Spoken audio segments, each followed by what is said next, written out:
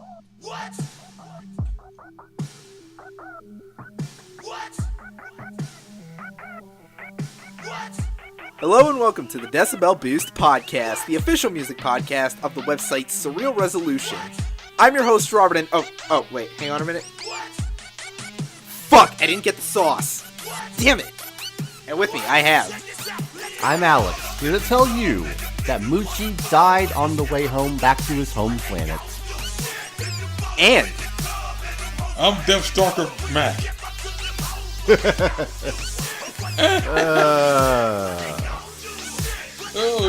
It's gonna have Rick and Morty back again. Oh, yeah.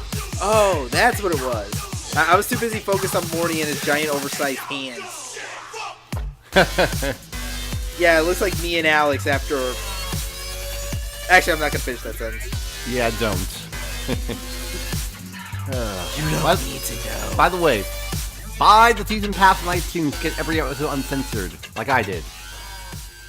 Oh boy, if I had the money to, but I was at a $20, Rob. Excuse me, I was at a convention this past weekend. God. Yeah, well, whose fault is that? Mine, because otherwise I wouldn't have been doing anything this weekend. Plus, I always go to SuperCon. You know that. Well, now you do. So anyway, yeah, episode 45, and so, I mean, I already sort of hinted at my formalities, but what's been going on with y'all this past week? Well, I have reached adulthood because I now have a story about dealing with the cable company. Hey boy! So, I have a DVR in my living room, and for some stupid, bewildering reason, it hasn't been working right for about a month. So I figure, you know what, maybe it's just something that's going on after having it unplugged for a couple days, getting carpeting put in. So I'll just reboot it and just go from there. Didn't work. So I try a hard reboot. Didn't work. I run diagnostics, and I noticed... Now, my box is one of those two tuner DVRs where you can record two shows at once.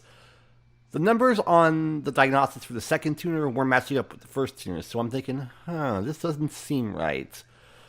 So I decide to load up the customer service tech support chat from Spectrum, because I wanted to see if they could figure it out as well. So I tell them, hey, my DVR isn't working, it has been recording any of my scheduled shows, and some channels aren't loading because some channels are just either a black screen or a glitchy, messed up mess. And they tell me, have you tried rebooting the system? I say, yes, I have. They tell me reboot the system. So I unplug it for 30 seconds, plug it back in. Things are recording again, so that's a good thing, because they said I am triggering it from this end, which, placebo effect, probably not doing anything. But some channels are still not showing up. So they tell me to reboot it again. I do that. It freezes. So I reboot it again.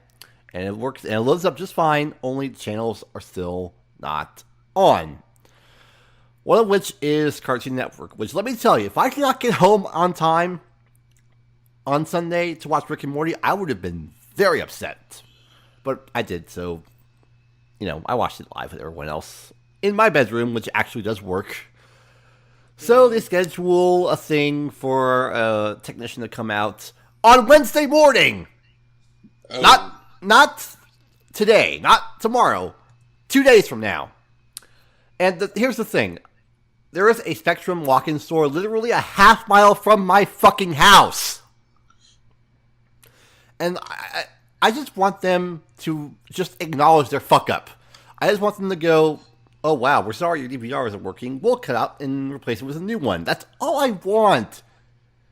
It's that fucking hard. I mean, why would they not if they're, right there? Because they're idiots. I spent 45 minutes talking with this random geek on the other side of the world trying to get this thing sorted out, and I was just back to square one after 45 minutes it ended. Damn. Well, shit. I so... badly want to get rid of these fuckers, but I gotta pay them off first. Plus, you can't because monopolistic cable corporations fucking everyone over while pretending they're for net neutrality. But that's what we have PlayStation View for. Yep. Yeah, because as we all know, Sony is definitely going to help you out on that end. Yeah, I mean, Well, what do you expect I do, Rob? Go back to using fucking bunny ears on my TV? Hell if I know, but, I mean, think about it. I don't think Sony's going to have money or resources to help you out if they just blew a bunch of cash on Funimation. Oh, yeah, that whole thing. And you can hear that on my show, Podcast O&A, this coming Saturday. Wink, wink, plug. Hey, man, plug away. You haven't been here in a while, so. Yeah. But, geez, it sounds like they rebooted your DVR more times than DC Comics. Yeah, or more times than Rick has ventured into alternate universes. And still hasn't given me the sun. Seriously, I was paying so close attention to that live stream and just furiously checking my DMs until like 1 in the morning. I was just like, fuck this, I'm going to sleep. I hope you all choke on that Szechuan sauce, you lucky sons of bitches. Give me that sauce, motherfucker! 9 more seasons! But, yeah, as for me, as I said, I spent a couple days over at the yearly Florida SuperCon, which was up in Fort Lauderdale this year instead of Miami Beach, because I believe there's some construction going on down in that part of the, city. And I actually went with a friend, and it was a somewhat fun time. I got to see a few panels, bought some cool prints, and some other swag, also some delicious snacks. I can't believe this is the first time I'm trying taiyaki. You ever have that shit? It's fucking good. What else? Yeah, like I said, I saw a few panels. I even got a video recording of Josh Petersdorf, the voice actor who, perhaps most recently, is famous for playing Roadhog in Overwatch. So I managed to get some shit from him for the dinking stage. Sadly, I could not get anything for Alex and his podcast, even though Yuri Kotsky and Urza Scarlet were both there. I hate you so much, Rob. You had one job to do! You couldn't get it done. Look, I'm bad at time management, okay? You should understand this by now. And hey, if it makes you feel any better, I wanted to get a recording of someone else because, believe it or not, amongst all the comic book writers and artists that were invited as guests there, one of them was Daryl Daniels. DMC. Mm-hmm. Oh. Yeah, didn't know he does comics. So yeah, it would have been cool to get a recording from him for maybe Decibel Boost or something, but you learn these lessons the hard way. Also, I had probably the best bowl of ramen I ever had in my life at this place called Geisha, spelled Gaysha. Seriously, if you're ever in the area, go there. That bowl is a fucking religious experience. It'll open your third eye like a politics mixtape. Open your third eye! But yeah, that was, pretty much my weekend. Unless there's anything on Mark's end to share. Let's see, not much except my cable got fucked too. Damn. Yeah. You see what happened? Turns out, since I got the right TV, my connection got lost because apparently I think I moved my cable too fucking much, so I have to call somebody to get it fixed. They arrive today. I'll last the weekend. I'll last the weekend without go to my own room, because I can't watch shit. Even though I watch the living room, but I like watching my own room because I like my privacy and shit. Yeah. Good. Good thing. Nobody else lives there. But anyway, shit got fixed. Turns out wires were shit. Got some new shit. And for all concerned, I'm making sure I'm not fucking up anything in there. I'm making sure don't make this shit happen again. I'm glad everything is on demand nowadays because I couldn't record anything from Toonami last week. I missed fucking JoJo! God damn it! I gotta be honest, I'm still not sure whether using all the audio from that Crunchyroll test dub. It wasn't the best first go-around, if we're being perfectly honest. I guess they never got around to re-recording it or something. I don't know. They didn't even correct that weird line where they acknowledged that Holly was speaking Japanese, even though it's an English dub. And, if a line doesn't make sense in English, just change the fucking line. I have a retort to that, but that will take me too long to explain, so I'll just save it for another time. Look, sorry, Alex, you're just fucking wrong on this one, and I'm completely right here. I will throw down my Yuri on Ice knowledge to you, Rob. on how that works. Yeah? Well, guess what? I'm gonna fucking roller doll all over your face. Ew. Well, what the fuck? Hey, dude, trust me. It's Miami. There's construction vehicles in a lot of places, and I know how to access them. But anyway, all that comedicness aside, we really got to move on to the news song discussion this week because, okay, we only have 2 big news topics, but as a result, that means there was a whole lot of other songs. 15, in fact. Oh, damn. That is the most we've ever had in one show, I believe. Yeah, shit. I don't even remember when else we would have had this many. I think 12 is still, the record. But we got to move on, so we got to get to this. And remember, as always, there'll be a link to a playlist down in the description if you want to follow along with all of this glorious music. So, starting right from the top, it appears we finally have a release date for Kitty's debut album, Miami Garden Club. It's coming out August 25th, which I believe there's a lot of other stuff coming out that day as well, but we're focusing on this one. And she's dropped the first real single from the album, which is actually the title track. And this one is sort of not what I was expecting. With the Kitty singles that we've been getting in the past couple years or so, most of them being from Adult Swim, she's been adopting this sort of 80s Miami synth pop aesthetic. But this one kind of seems like it's following more in line with her EPs and stuff, where it's this very dreary, melancholic, almost kind of trap-ish thing. You know what I mean? Yeah, I get what you mean by that. I will say, yeah, it does have that dreary and the dreary pop sound. It does. I will say it does sound a bit sexy. I kind of got into it a bit. That and also the way that also the music video of that where. Yeah, it's funny you say sexy, because this whole thing came off more disturbing than anything else. It was supposed to be really callous and dark in its emotions. I mean, it's interesting, I guess.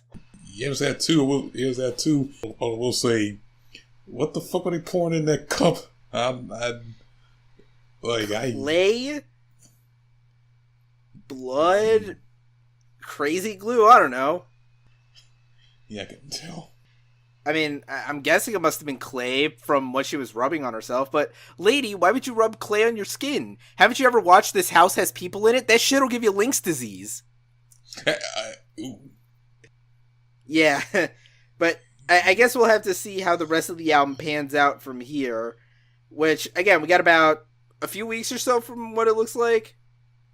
Yeah, pretty much it's almost August, so I guess in 25 more days, at the recording this podcast. Straight up. And now, moving on to the second song. So, it's been about 5 years since Converge's last studio album, All We Love We Leave Behind, and naturally, it's felt like a fucking eternity. And while they have said they're in the studio recording new shit, they're still prepping the album that's a little bit of a ways away. So thankfully, the Metalcore Titans have given us a little something to chew on with a new 2-song, 7-inch release. Now, the B-side, I heard it and it was, an interesting kind of doomish thing, but that's not what we're here to talk about. We're here to talk about what, as far as I'm concerned, is the feature presentation, the A-side with the single, I Can Tell You About Pain. And, I mean, it basically does its job. I mean, it's not pushing the envelope as far as Converge sound. I mean, this sort of sounds like it exists somewhere within, the Jane Doe period. But, I mean, it's a good thing to whet your appetite while you're waiting for the full album. It fucking hits you hard as fuck. The drums are fucking crazy as hell with all kinds of weird offbeat situations. The guitars fucking shred, howl, grind, fucking throw all kinds of distorted feedback at you, especially during that chorus when it's this weird sort of 7/4 time accentuation where, the guitar chords hit, and then, between each hit there's a mountain of feedback while the fucking vocals are just screaming, "You don't know what my pain feels like!" And goddamn, have I mentioned I really like Converge? Maybe you have, but yeah, if the end goal of this song was to get me and people other like me to lace up some boots and start moshing, then on that, this song is a bona fide success. Yeah, now, can you just give us a release date at least? A release window or something, please? I need more new Converge. And speaking of stuff that I'm heavily anticipating this year, Australian prog metalers Obliviscaris have finally announced the release date for their upcoming third studio album. It's called Earn, and it's coming out October 27th.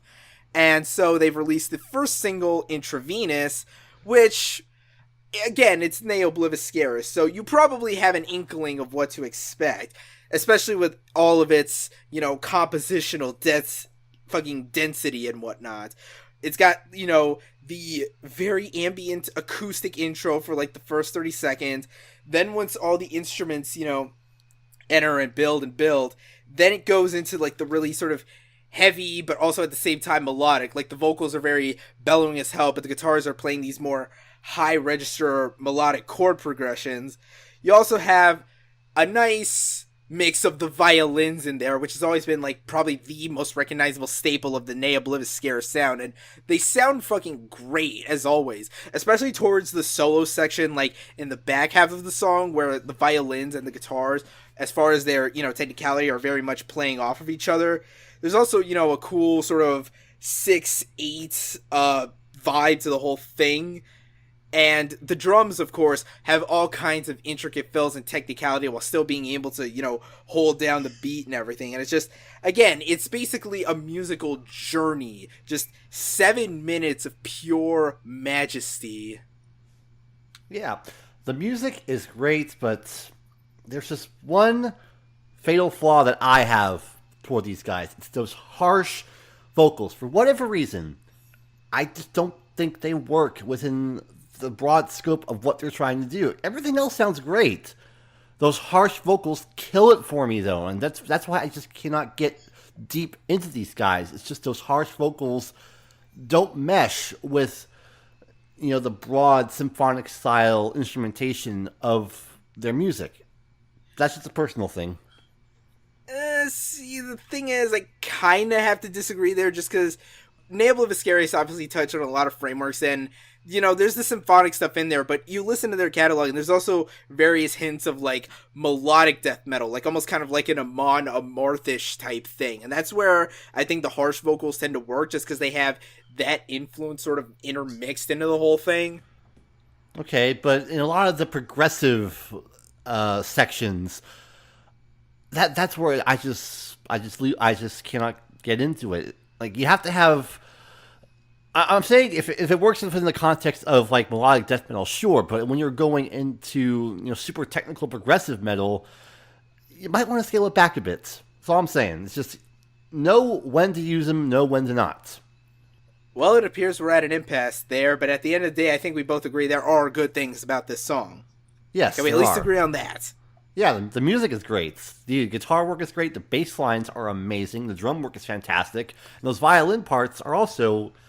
well, fantastic. Okay, so we just have to wait until October to find out what's up with the rest of the album. And now we move on to the exact opposite of Australian symphonic progressive metal, club banger shit. Specifically, this past week's entry into the Adult Swim Singles program from electronic producer Nick Hook, which of course features vocals from Bunji Garlin, who I swear to God, the name sounds familiar, but I can't pin down where. And of course, Fatman Scoop! Yeah. Anyway, the song of us called "Follow That Money," and well, you just said "Follow That Money," follow that money with a big booty. Well, a white one, but fuck it. Okay. Well, anyway, this is definitely a club banger when you want to start from beginning to end. You definitely the hard-head pulsifying beat of it.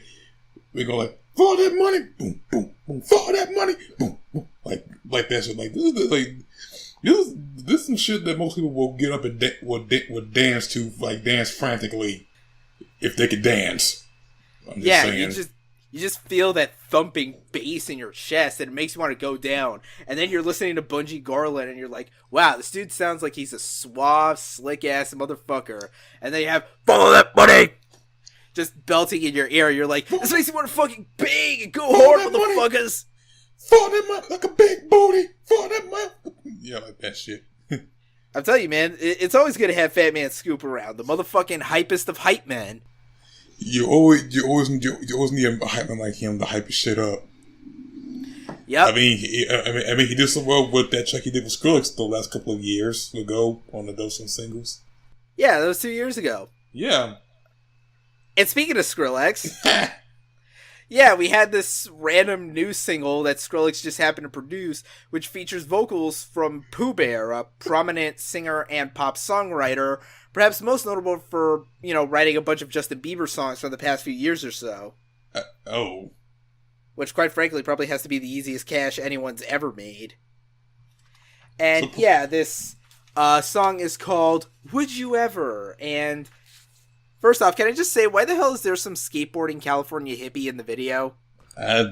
Because all videos need skateboarding California hippies, don't you know? Especially in the middle of the fucking desert. Yeah, for some reason, he looks like he's doing, rejecting Yuri on Ice routines.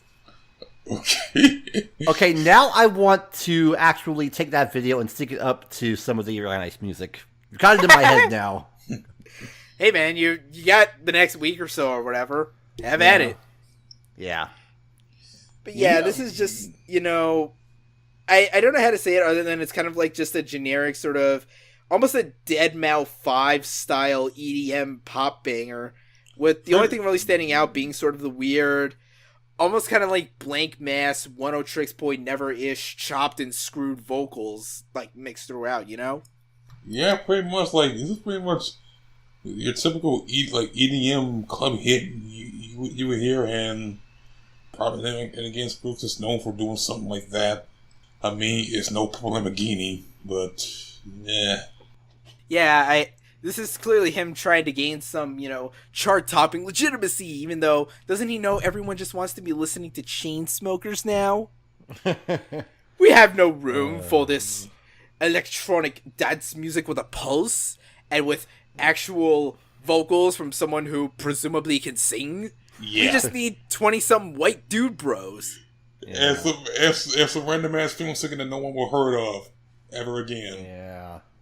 For what it's worth, I thought this was alright. It sounded like a lost B-side off of Bangarang. It had that sort of Summit vibe to it. Yeah, this is something I can definitely imagine, maybe, I don't know, driving down the road to when you're, road tripping to, someplace. Yeah. Where you're spending 4 hours driving through the Wang that is Florida. Wang. But, yeah, anyway, moving on to the next song. And believe it or not, this was actually something that was emailed to me by someone. A PR guy that I'm still, sort of in touch with. Let me see here. It's from this band, this sort of heavy alternative rock band called Heavy Hearts, which I checked out their album when I was emailed about it, and I was like, I kind of like it. It's not bad. So I checked out this new song. I don't think it's attached to an album or anything yet, called Unravel, Your Love. And, well, first off, to actually, I guess, sell this band, I'd say they're sort of in the vein of, alternative rock bands like Citizen, or, Balance and Composure, or Medina Lake. Remember those guys? I bet you don't. And when you, listen to the intro of this song, there's this kind of grungy, vaguely Doom-ish intro with the clean guitars and everything. And then once, the instruments kick in, there's this kind of, saturated heaviness to their production. And, the verses and choruses are, pretty catchy. And especially, towards the solo and the ending track, there's almost kind of, this grittiness to the production, as you can definitely hear, some, feedback poking its way through the mix, and with the gruffer vocals at the end. I'll admit it's been a long-ass time since I've ever saturated myself with this kind of alternative rock, but I kind of like it. Yeah, me too. There's a lot of reverb in this one, though. A little too much. Dial it back from a 6 to a 4 and you'll be fine. As far as quote-unquote emo rock goes, this is among the better of them from what I've heard. And that ending? Badass. Absolutely. Now we just need a Canadian softball parody of this. What? I still have Jared Alonge on the brain. Fight me. So, yeah, I'll have to, I guess, keep an eye out further on these guys. But speaking of Jared Alonge and bands, Nuclepook. Oh, wait, sorry. Knuckle Puck. I still have that pronunciation on the brain. So they finally announced their sophomore studio album called Shapeshifter, due out October 13th. Dun dun dun. Spooky, scary, spoopy. Watch out for the guy in the mask with that machete. Which guy? Oh, you mean Danny Trejo? Yeah, him. But yeah, so we finally have that release date, and they even premiered the first single called Gone, which, you know, it's about what you expect from a pop punk track, and especially from Knuckle Puck. I'll admit it's certainly a lot bouncier than some of the better songs off of their debut, Copacetic. The guitar tones, you know, they sound pretty good. There's a, you know, nice saturation there that definitely gives it some meat, almost kind of a vaguely melodic hardcore thing. And when you listen to the vocals, they're not like, you know, dry or bland. As always, there's definitely a definite sense of like emotional pathos and character to just how the dude sings. And, you know, it's a fun track, and I'm inclined to just, you know, be anticipating the album like I've been for a while. Yep, this definitely fits the pop punk format to a T. Matter of fact, the only way it could be more pop punk is if it went, just the lifestyle of a pop punk kid, my favorite shoes to wear, a Converge is, you know that song. I didn't until now. Thanks, Alex. You never saw that one? I try to listen to good pop punk. Not Stevie T parodying pop punk? To be honest, I never really liked that parody, to be honest. It added too much like WWE jock jams and not real pop punk. Eh. He's no Jared Alonge. Well, clearly, he's no Jared Alonge, but he's also no Jared Dines. That is true. But anyway, getting back on topic. So yeah, this was a pretty good way to preview the album, and I'm definitely looking forward to Shapeshifter, hoping it lives up to Copacetic, because seriously, if you haven't heard that one, do it. It's like one of the best pop punk albums of the past like 5 years or so. It's so worth it, man. And now we move on to August Burns Red. One of those ever persistent metalcore acts, one of the few that you're allowed to still like.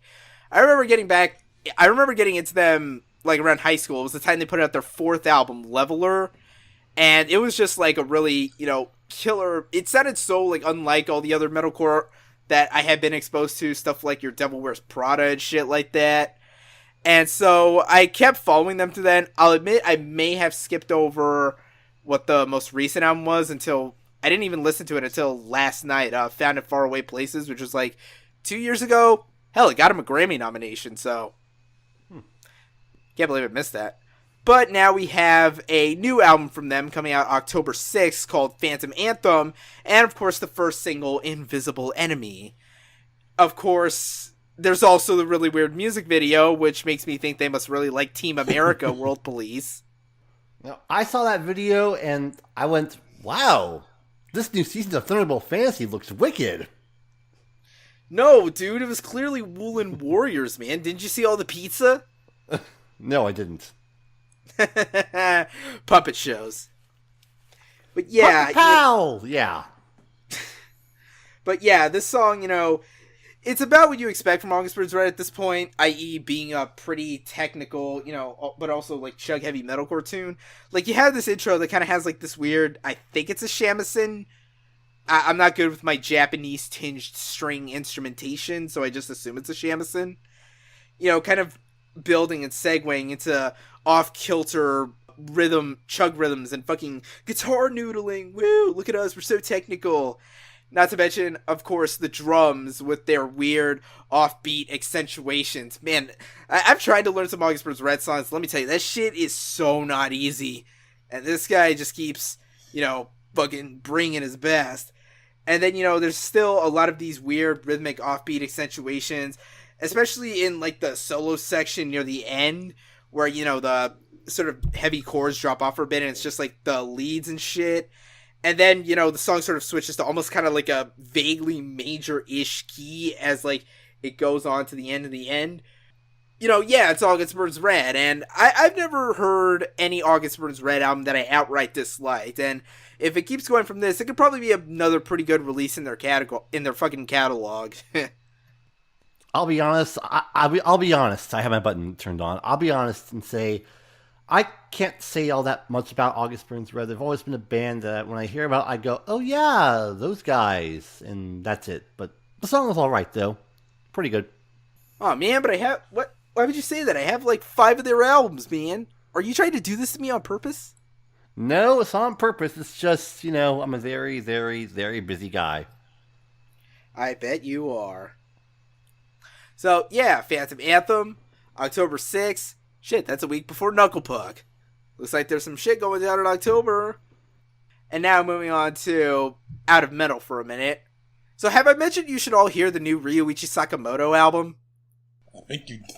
Because it's good. I think you did. Have you heard it, Mark? I've been meaning to get into that. I've been busy, alright? I'm trying to get into it.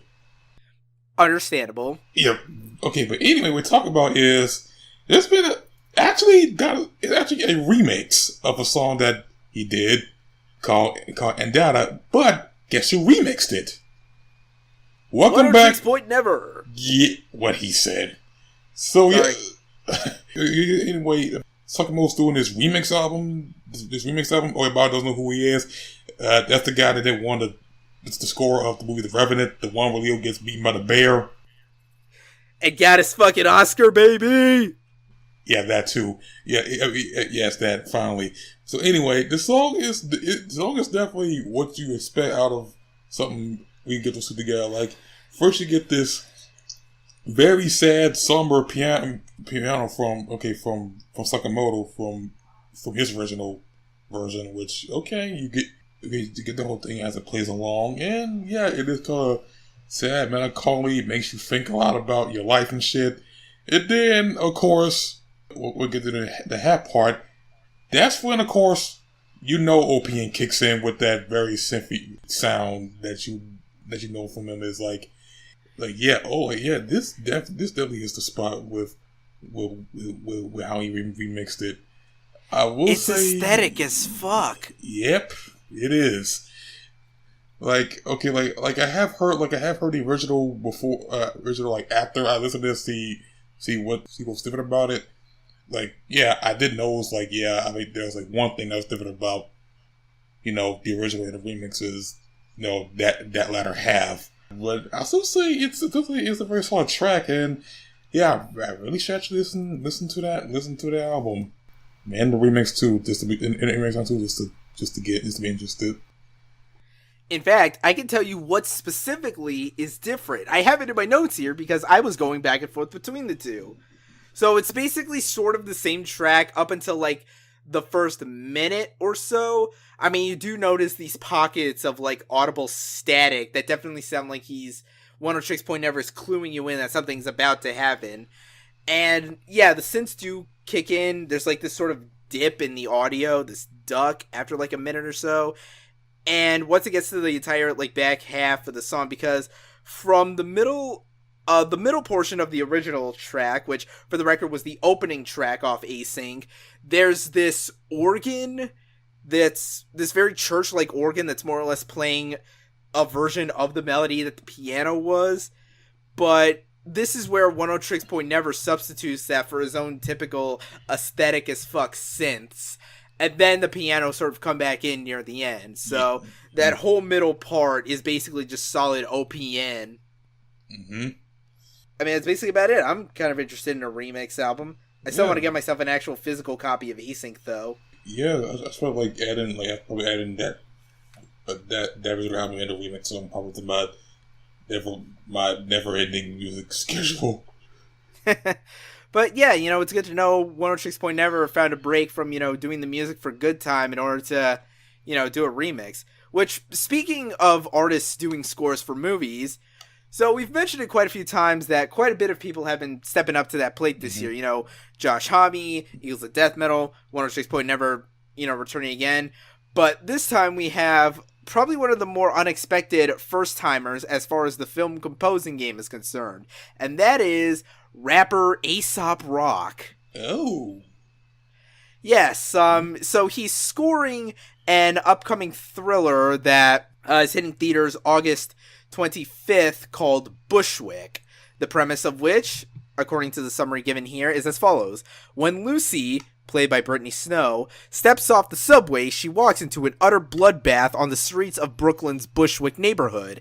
Texas is attempting to secede from the Union, and militia forces have descended upon New York City to claim it as an East Coast base of operations and negotiation tool.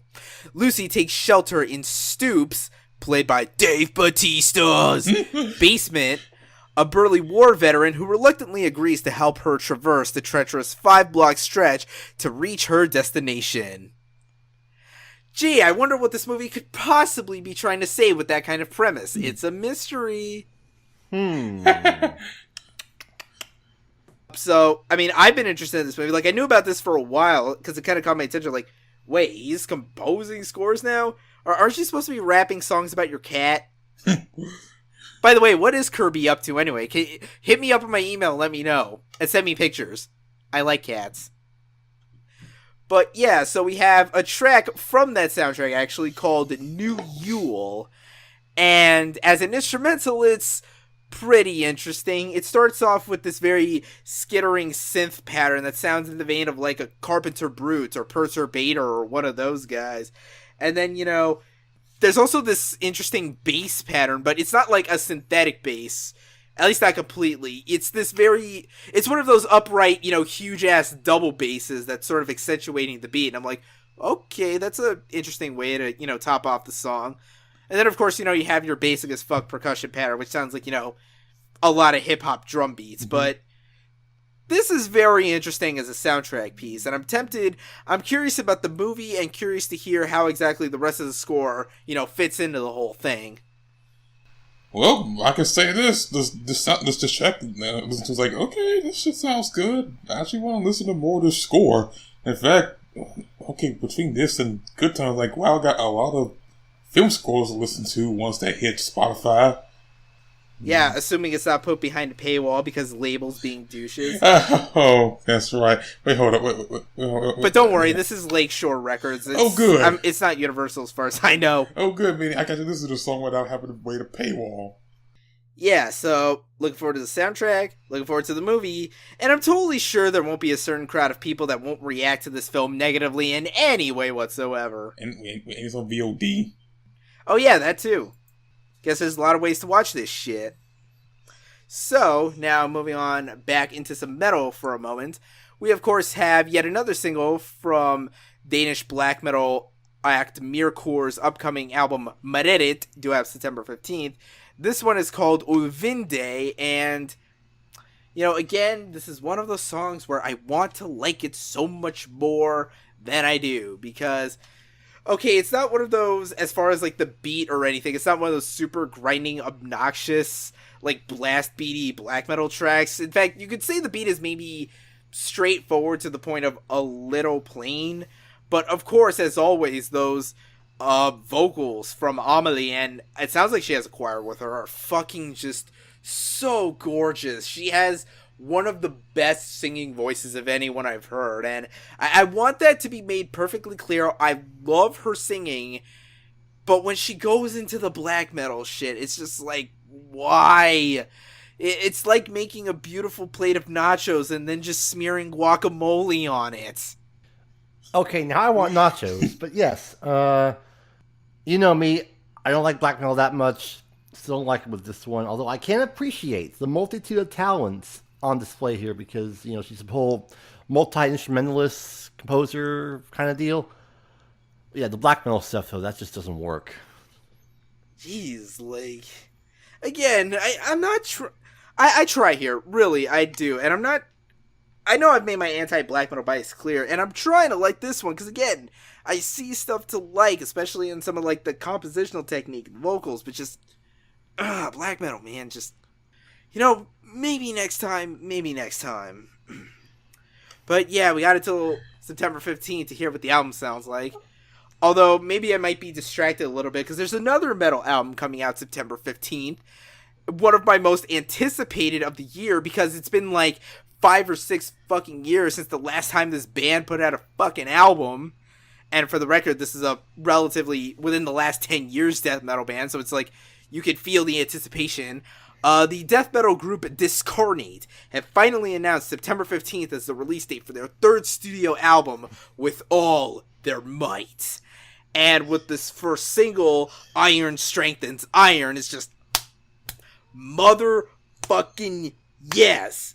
Right out of the gate, just hitting with these massive, just fucking thrashing, like, death metal grooves, with, of course, the production just sounding as massive and thick as all hell. And we're talking all caps, spelled with 2 C's, thick. Those drums, those grooves are just massive and consistent. The guitars and bass are just, again, excellent. And the fact that you can actually hear the bass just adding to the low end of the mix, those vocals just bellow all over. And just how, just, you have to listen to how tightly these three play with each other. Like, despite being just a 3-piece, they sound every bit as massive and in sync with each other as, you know, like a 5-piece death metal ensemble. And especially when there's, like, some really intricate drum fills, like, around the bridge at, like, a minute 15 seconds in, and you're just, like, just awestruck at the level of songwriting mastery at play here. And it's just, I'm having a hard time verbalizing why this song is so good. You just go hear it. Pause here, go hear the song. Just, you need to do this. This is probably going to be death metal album of the year, and that's saying a lot considering Dying Fetus already had an album out. You know what I mean? Yeah, so you're telling me this is old school 80s style death metal without any unnecessary frills that make it sound weak in any way? What a surprise! But yeah, this is great. We have a top contender for Metal Album of the Year right here, along with quite a few others, actually. Good year for metal. Yeah, just holy shit. This is almost going to make it worth the 6-year wait since And So It Came to Pass came out. Just, hang on, I need a sip of water. You've got the thirst. Gotta quench it. Yeah. But now let's move on to our last 3 songs here. So, we have a single from Action Bronson's upcoming album, Blue Chip 7000, which is dated for August 25th. Wow, again, a lot of shit coming out that day, damn. And it's called The Chairman's Intent, which sounds like a cheesy kung fu movie. Wait until you see the video. Oh, yeah, that video was hilarious. God damn, that video was hilarious. Okay, first I'm talking about the song, okay. The song, I actually like this more than the past Action Bronson songs I've been getting. I like the old steady style production from it. He did this whole braggadocious thing on here with saying some weird shit that I probably won't get. I did like this one line, the one bar he did where he said, yo, 16 bars cost 16 cars. He was talking about how his rap skills are worth more than you motherfuckers. Oh, I thought he was talking about, like, restaurants or something. Like, he owns bars and shit, literal bars. Yeah, I think he talked about that shit, too. But yeah, like, he used to say, like, some offbeat shit. Like, yeah. But we'll say, okay, I'm going to get to the video. Holy fuck, that video was weird as fuck. It plays out like this old, like this old 70s grindhouse type of movie.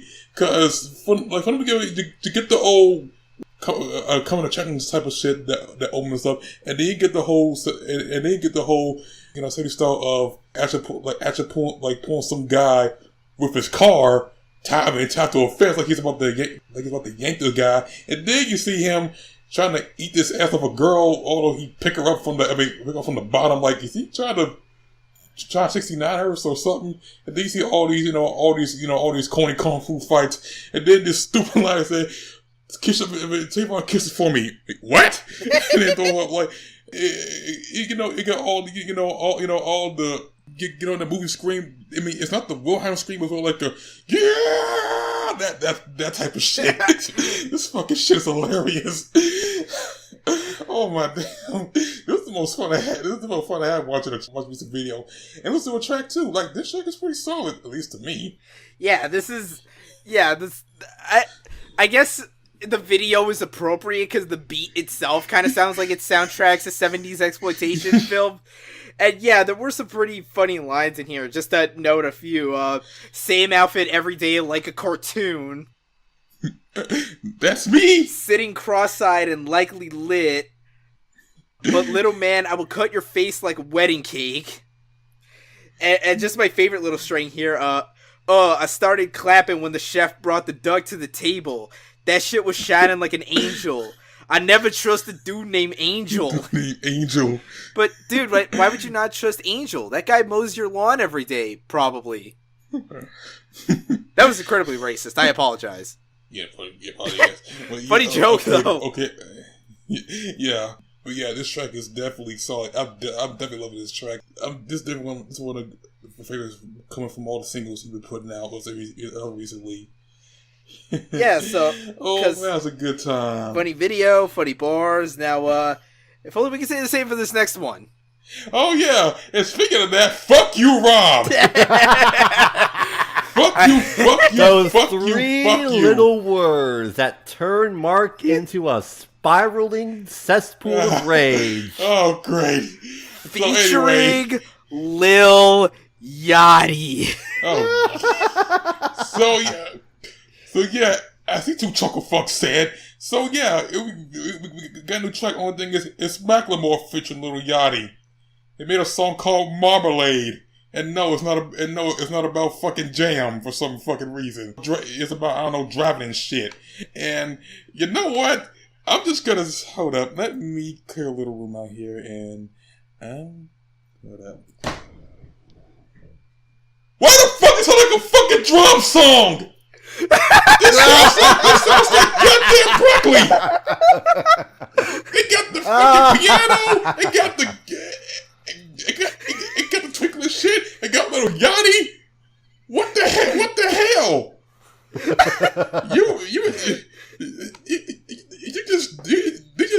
The Macklemore just say, you know what? Draw me a single that turned to be a big hit. You know what? I'll still hit shit, and I'll still Lil Yachty too. That's the only hits he ever in is feels somebody else's shit. But I'm gonna say this song is dumb. I don't care for it. This song sounds like a wannabe drum ripoff. Only thing is you got Macklemore just I don't know saying some shit that I don't care about. And then got Lil Yachty go ahead doing his shit. Considering I don't know, like Bogey did like a cello or some shit like that. Although, which I want to get into the side for a minute. How sad is it that Lil Yachty sounds more competent? That's very sad. Like okay, he's not saying any great bars. It's just the usual shit about, hey, I make happy songs, I get laid, I'm a rock star, old heads hate me. But, you know, at the very least, he's not saying anything as hilariously incompetent as the cello thing. Plus, we're not talking about the... Look, at least Lil Yachty didn't have to say the line, Toy Story 3, that's a great fucking movie. Which, okay, sure, it is, but Macklemore, there's only so much that you could push the dorky appeal. Like, you were already hitting the ceiling with Downtown, now you're just trying to punch through it, and aren't you sure you're not hurting yourself? You know, like, is this just what happens when Macklemore is not paired with Ryan Lewis? Yeah, like, to rein in his worst instincts. We get a dude, you're a dorky white guy that raps. Okay, we get that, but right now it's become very, very corny. Like, very, very, very corny. No, like between this and that last shit you put out, like, maybe you need Ryan Lewis because this shit ain't doing well for you. And why does Macklemore have auto-tune? Auto-tune that somehow sounds worse than Lil Yachty's auto-tune. How does that even happen? When you sound worse than Lil Yachty, you have a problem. I blame Future. I don't know why, I just am. Blame Future for everything. You know, fucking you know, fucking find blame Future. I don't. Yeah, just blame here, but I don't. But fucking like this song, I don't care. It's trash. All that's left to say is to actually quote the Stereo Gum piece written by Tom Bryhan, titled, "Oh no, Macklemore and Lil Yachty have a song together." Quote, "Oh Jesus, oh no, Macklemore is basically doing a Lil Yachty impression on a song that already has Lil Yachty on it. And he rhymes Toy Story 3 with 'That's a great fucking movie.' And he raps the phrase, 'Keep my dick in my britches.' Good gracious, here it is. Fuck this, fuck everything." I hope the rap critic tears this song apart. Limb for limb. What's like to be a hit? What's like to be a hit though? Will people actually buying this shit? Which I'm scared they will. Mark, the Emoji Movie made $25 million. Do not trust humans for anything. Oh, that's right. People have terrible taste. Isn't that right, Rob? Hey, fuck you, pal. My taste is excellent. Yeah, whatever. In fact, Keep if you want proof of my excellent taste. Oh, and a quick tangent. Rap Critic, check your messages on YouTube if you're listening to this. You're probably not. I don't even know why I said that. But I have excellent taste, and case in point, new Primus! Woo! Primus sucks! Primus sucks! Primus sucks! Yeah. Yes, our last song of this week, coming at pretty much the last minute. So, it was 3 years since the last Primus album, sort of, if we're talking their interpretation of the soundtrack to Willy Wonka and the Chocolate Factory, which, by the way, I was literally listening to that album right before we recorded this, and I gotta tell you, Primus, much as I love you, your version of the creepy boat tunnel music, nowhere near menacing enough. I call shenanigans.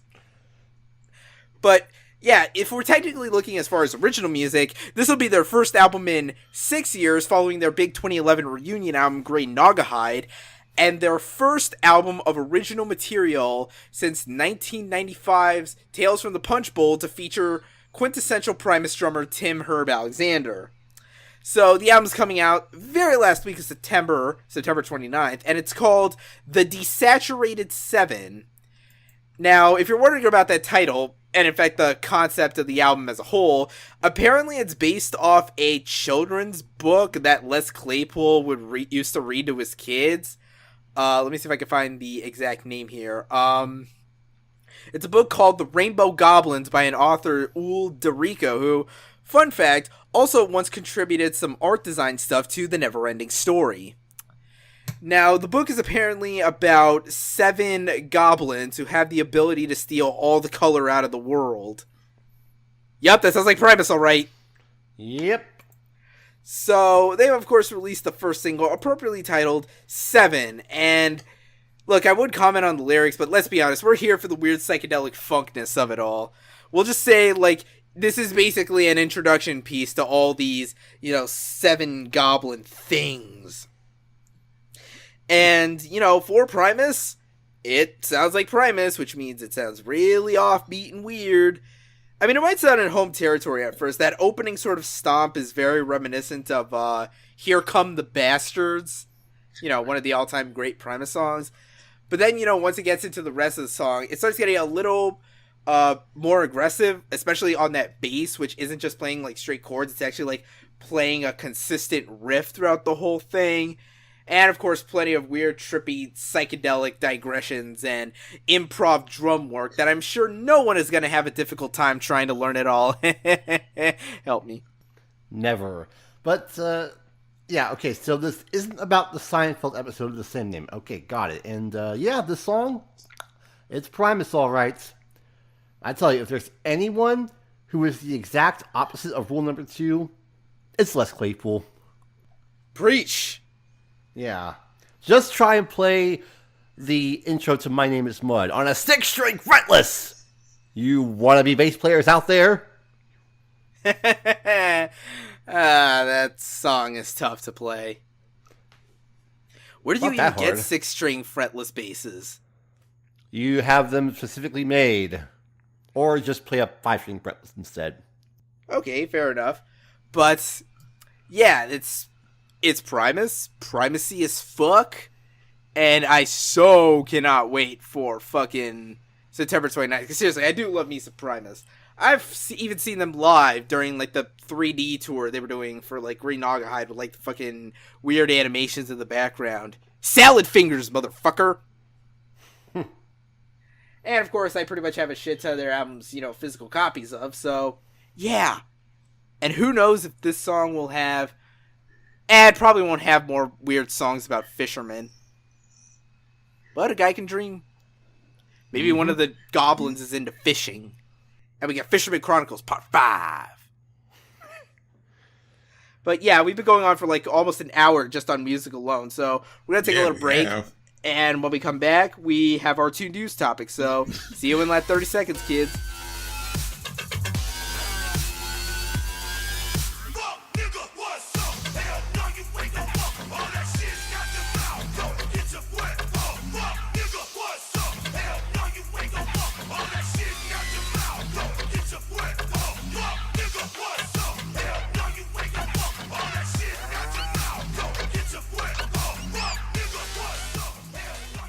And we're back. So, with the absolutely massive amount of new songs that we discussed, it's natural that the news is kind of light, so I was trying to fill time.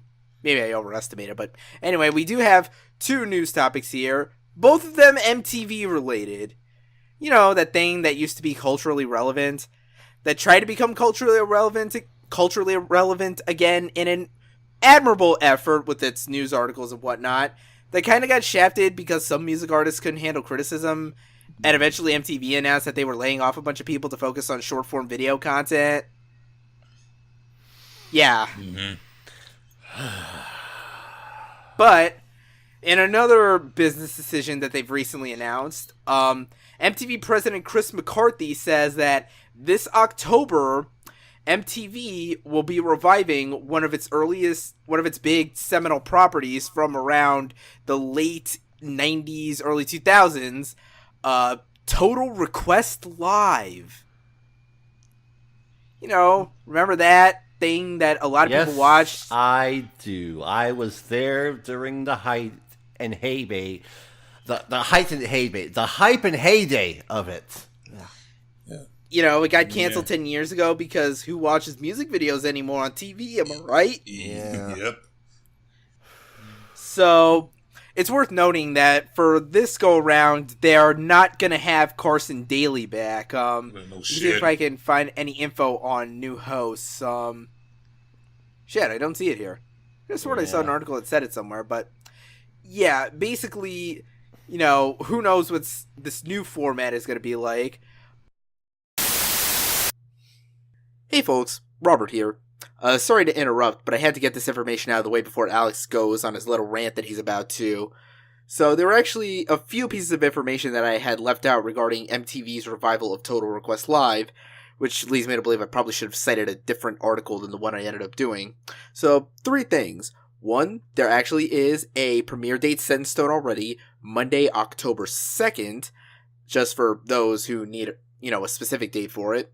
Second, the plan is to go for about an hour per day before possibly expanding to 2 or even 3 hours per day, depending on how well the ratings do.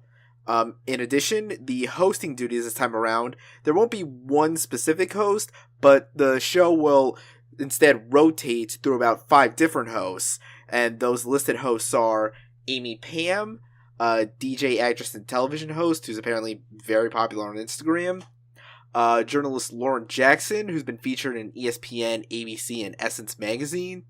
DC Young Fly, perhaps best known as a cast member of another show on MTV, Nick Cannon's Wild and Out. Eric Zachary, who currently hosts iHeartMedia's 103.5 Kiss FM in Chicago.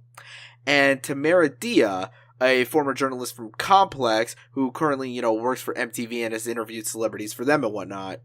So, that's the information I had to get out of the way. Hope you enjoyed the rest of the episode. Take care. Wow, I don't have anything else to add.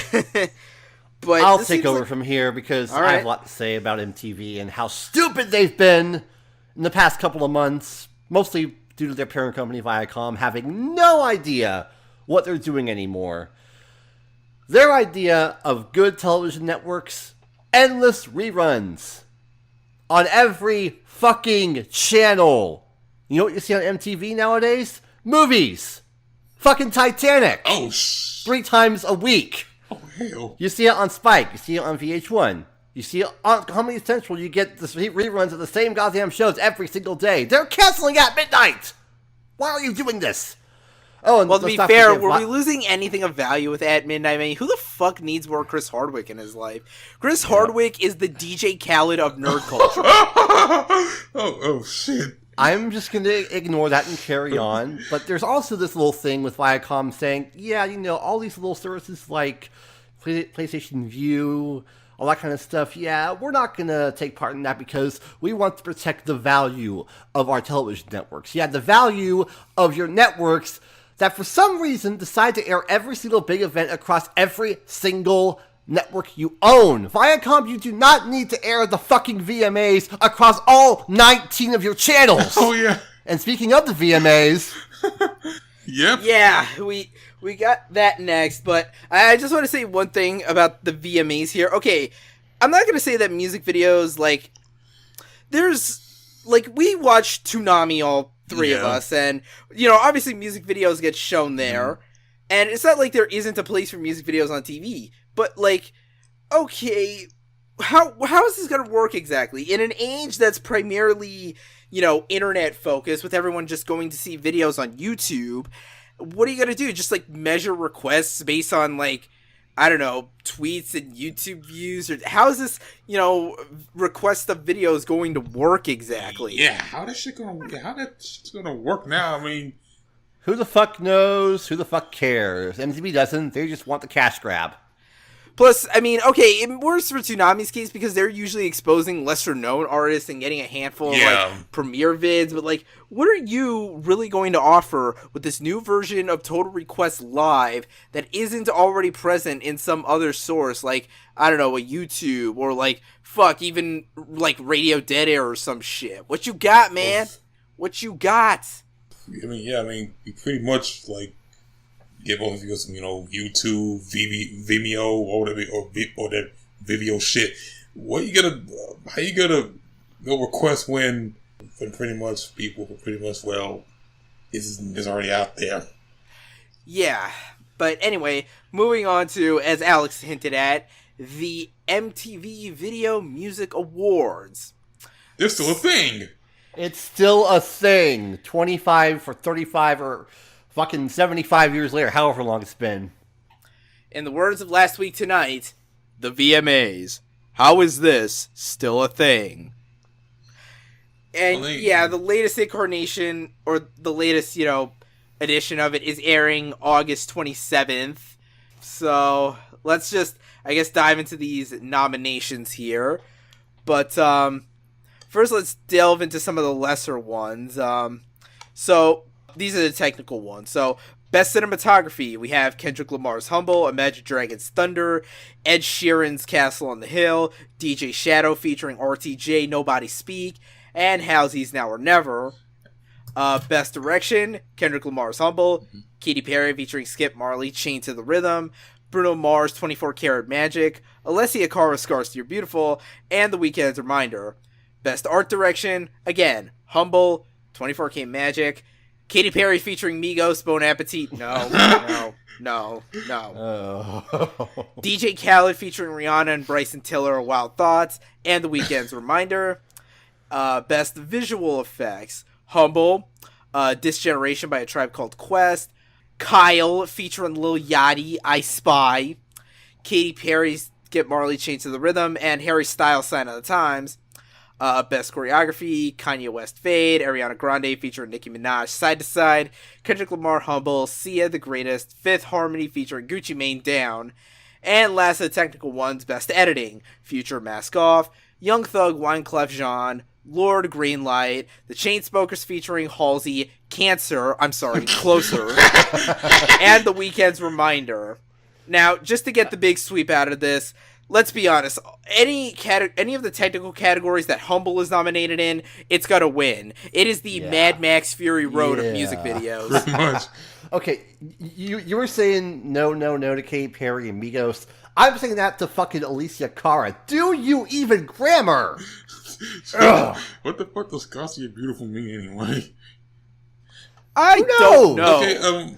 Okay. Fucking I will, grammar, man. Okay, I will say, hey, it's nice to see DJ Shower from the Juice get something. I mean, I don't think they're gonna win, but it's like, all right, you Yep, that's something. And Yeah. let's see. Shaka got visual effects. Okay, that's good too. Like I see some names that are good. Yeah. But let's go on to the bigger categories. So I'm going to save Artist of the Year and Video of the Year for last. So let's start with Best New Artist, which is, the nominees are Khalid, Kodak Black, SZA, Young Ma, Julia Michaels, and Noah Cyrus. I have no idea who any of these people are. Well, let's hope it's SZA, because he's actually good. And plus, I think if Kodak Black wins, he won't be able to accept, because, he'll be in jail. He's still in jail. Best Collaboration, Charlie Puth featuring Selena Gomez, We Don't Talk Anymore. DJ Khaled, Rihanna, Bryson Tiller, Wild Thoughts. Drop featured Lil Yachty, Broccoli. Again, Chainsmokers and Halsey, blah. Calvin Harris featuring Pharrell, Katy Perry, and Big Sean with Feels. And Zayn and Taylor Swift, I Don't Want to Live Forever from 50 Shades Dark. Wait, they released a 50 Shades sequel? Yeah, and they're going to do another one. Yeah. Damn. Hope it's the final one. Because people have no taste. That's what I keep telling you. Man, remember whenever we gave a shit about the first one? And then I guess the second one came out eventually, and fuck, who cares? It got beat by Lego Batman, which is good. Yes, it is.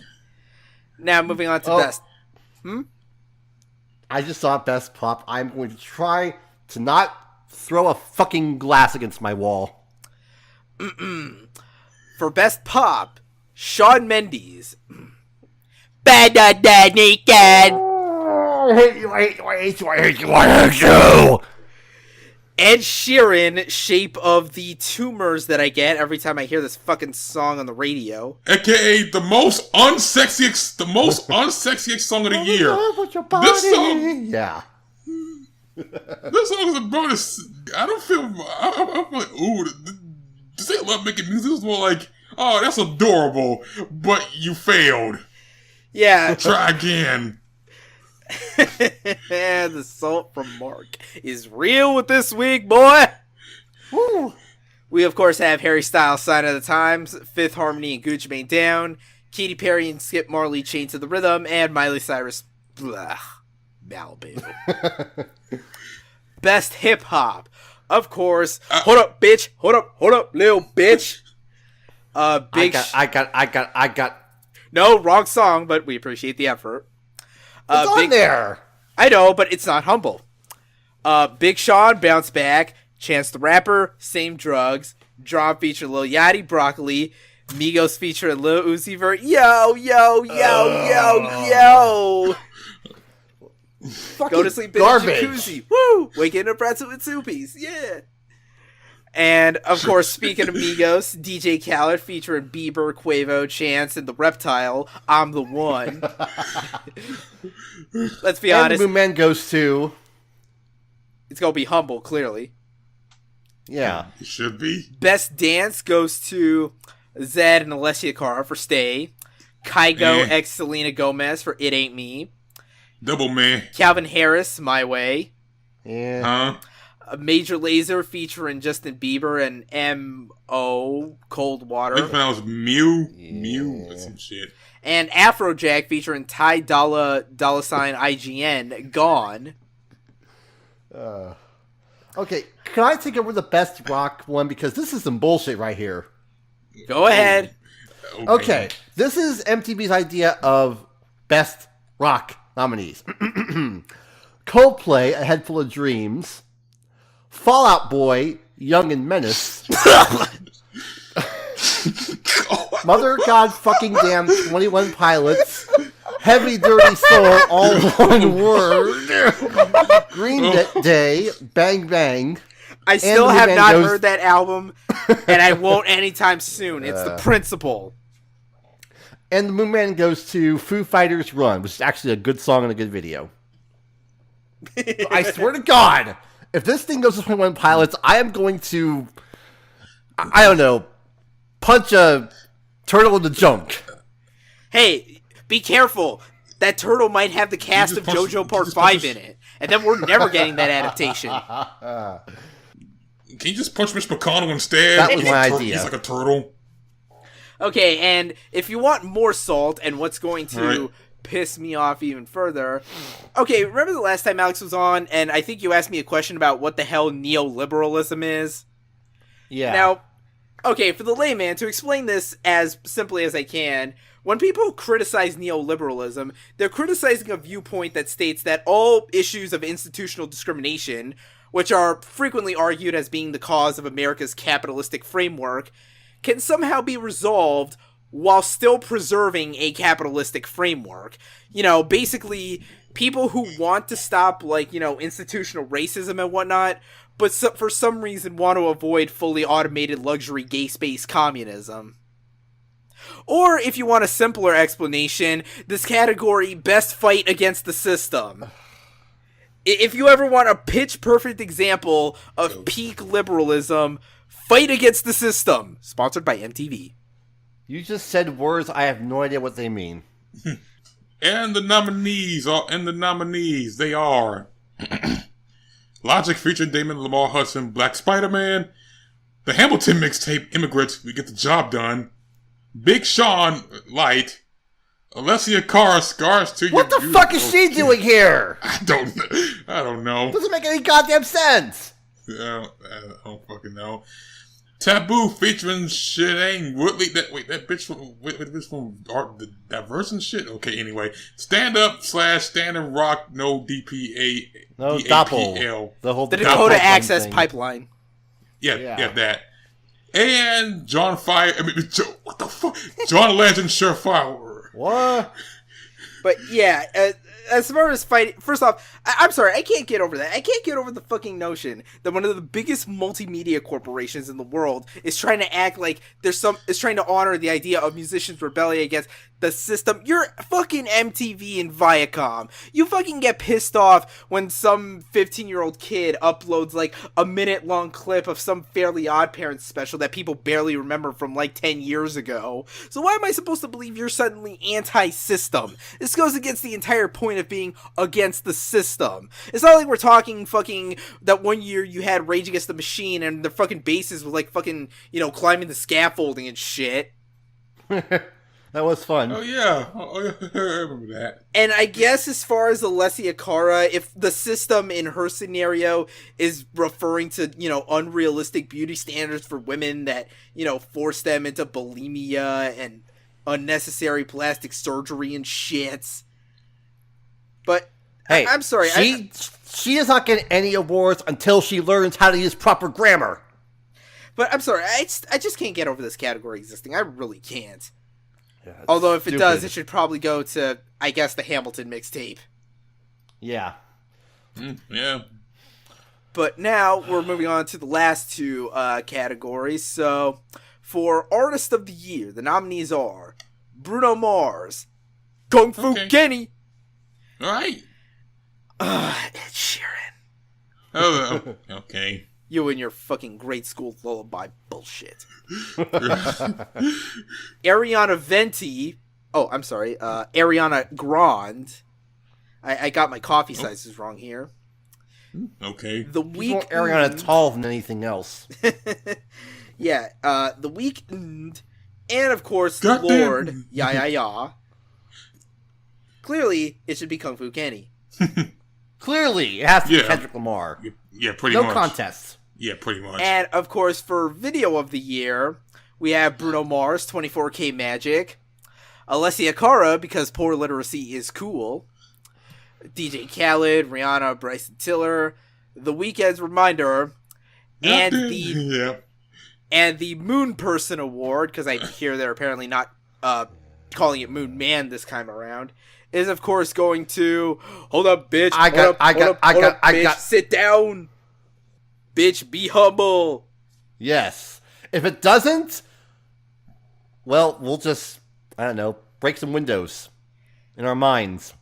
If Humble doesn't win Video of the Year, even though it's the only one of these videos that's actually, like, you know, dense as fuck, then, let's be honest, the system is flawed and broken.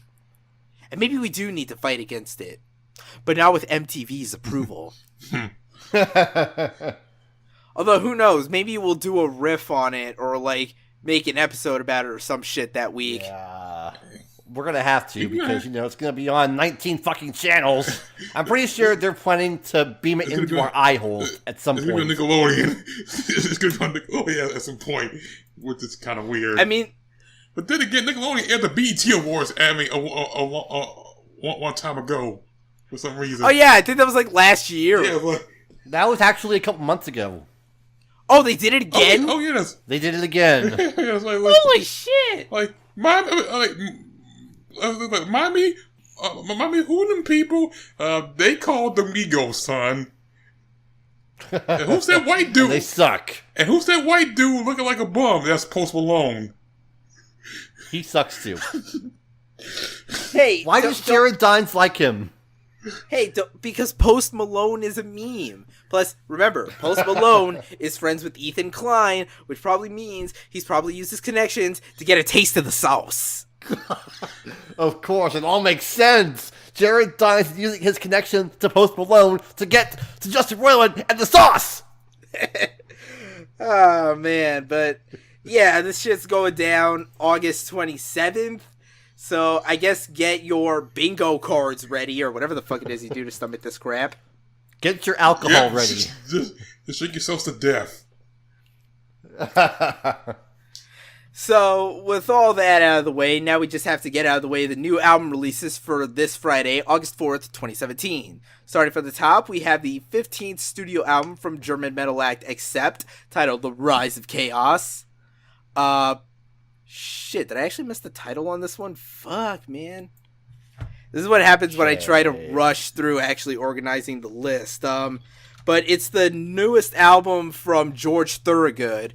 You know, the guy who was in that band that wrote that song Bad to the Bone. The only song of theirs you remember? Yeah. Oh, here it is. There's another song of his I remember called I Drink Alone, which is the most depressing song ever written, ever. But yeah, his solo studio album. Wow, solo. Damn, that took long enough. Party of One, of course. We have a new album from Riff Raff, titled The White West. We have the debut mixtape from XXL Freshman Ugly God, titled... The Booty Tape! Booty Tape! I'd say I'm depressed, but what was I expecting from the guy whose cipher consisted of, look at my rings, goddamn, look at my bling, goddamn. Still better than Playboy Cardi's bullshit. I guess. And last but not least, we have the latest solo album from guitar maestro Marty Friedman, titled Wall of Sound. And Get your shred head ready. And of course, that'll do it for this week, because we have to fucking sign out. We've been going on for like an hour, 20 minutes at this point. So, Alex, where can they find you on the internets? Same place as always, or of Azure on Twitter, and BBS, and Pigeon Carrier. Okay, Mark, what about you? Of course, on Twitter at Mac2HybridMedia, and on my site, The Mind the Hybrid One, at thehybrid1.wordpress.com. Hey, I'm not talking about OKKO when that airs. We can watch it because y'all put fucking Teen Titans Go on every damn 300 reruns this week alone. It is including all day today. All because to promote some stupid special that's going to milk the fuck out of the one vaguely sorta entertaining-ish, if you squint at it, thing that Teen Titans Go ever produced. Way to sully that goodwill, asswipes. Yeah, and meanwhile, you might fuck up a show that got potential, and well, yeah. Why are you giving the blind side to my boy Ian Jones Quarterly, nigga? But anyway, as for me, you can find me on Twitter at Rob Barracuda and Instagram as well. Email me, robert@surrealresolution.com, and if you have any questions, comments, concerns, or recommendations, and also memes, subscribe to the podcast on Google Play and iTunes. New audio-only episodes go up every Wednesday. Video goes up every Friday on my YouTube channel. Just search, Rob Barracuda or Decibel Boost. You'll find it there. Be sure to subscribe and hit the bell tab so you're always notified whenever new episodes of the podcast go up. And, of course, this is the official music podcast of Surreal Resolution. Follow on Twitter at Surreal Rezo. Find online www.surrealresolution.com. And, of course, check out the podcast on decibelboost.surrealresolution.com. And, of course, be sure to check out a lot of our other great podcasts as well. If you like gaming, check out Training Stage. If you like movies, check out Salty Flicks. And as Alex said, the anime podcast, Podcast O&A, new episode this weekend, right? And it's gonna be good. Absolutely. Looking forward to it. And be sure to check out our written content. I'm not going to have an album review this week, but I will have a little opinion piece thing going up this Sunday. There's going to be fucking numbers and math involved. Good thing I'm a statistics major, so that's my jam. And, of course, be sure to jump into our Discord as well if you want to ever bullshit for no reason. And, of course, shout out to the homie Mr. E for graciously letting me use his music for this podcast. Links to his shit down in the description. And he actually put out a new song right before we recorded this, so I gotta listen to that as soon as we're done recording here. So that'll about do it for this week, and until next time, thank you, Arcade Fire, for proving that capitalism is a fucking joke thanks to your $110 fucking fidget spinner. Fuck you!